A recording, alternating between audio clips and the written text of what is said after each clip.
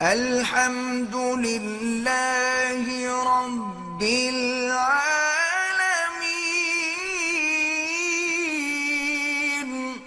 اسی طرح لکھتے ہیں کہ ایک آدمی مسجد میں بیٹھا تھا، نماز بھی پڑھتا رہا اور بڑا رو رہا، بے انتہا عاجزی اور گڑ گڑا کے رو رو کے اللہ سے مانگ رہا تھا۔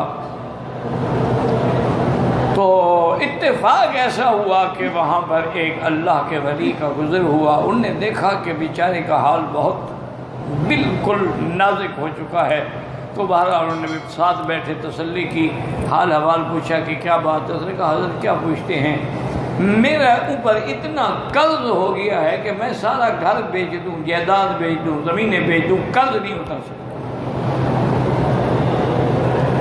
اور میں شریف آدمی ہوں، کوئی مانگنے والا آ جائے تو میں تو پھر شرم سے ڈوب جاتا ہوں نا، کیا کہوں اس کو۔ آپ نے فرمایا بھائی یہ کوئی ایسی بات تو نہیں ہے، میں تمہیں ایک دعا سکھلاتا ہوں، اس دعا کو تم روز صبح و شام ہر نماز کے بعد اور خاص طور پہ تہجد کے وقت 2 رکعت صلاۃ الحاجہ پڑھ کے اس دعا کے ساتھ دعا کرو۔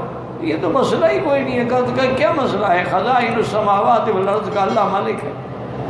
تو انہوں نے جو دعا بتلائی نا وہ کیا تھی کہ یا علی یا عظیم یا علیم یا حلیم، اللہ کے نام، یا علی یا عظیم یا علیم یا حلیم، اللہم انک ملیک مقتدر ما تشاء من امر یکون، اللہم اسعدنی فی الدارین، اللہم اقض عنا الدین۔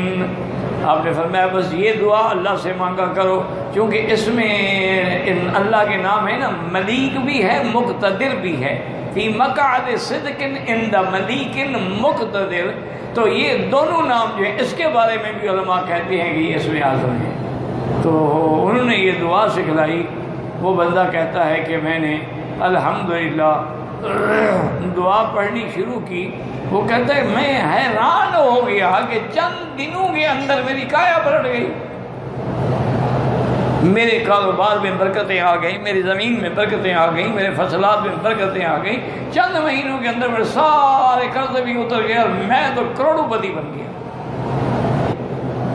اسی لیے اس نے بتایا کہ اللہم انک ملیک مقتدر ما تشاء من امر یکون،